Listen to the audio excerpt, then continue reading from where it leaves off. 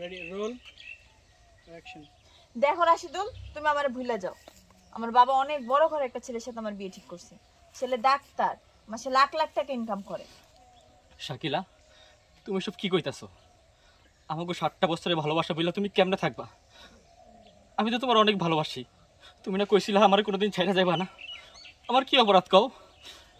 তোমার অপরাধ একটাই, তুমি গরিব, তোমার টাকা নাই।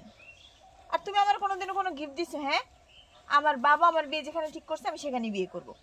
তোমার সাথে আমার আর কোনো কিছু যাবে না। শাকিলা,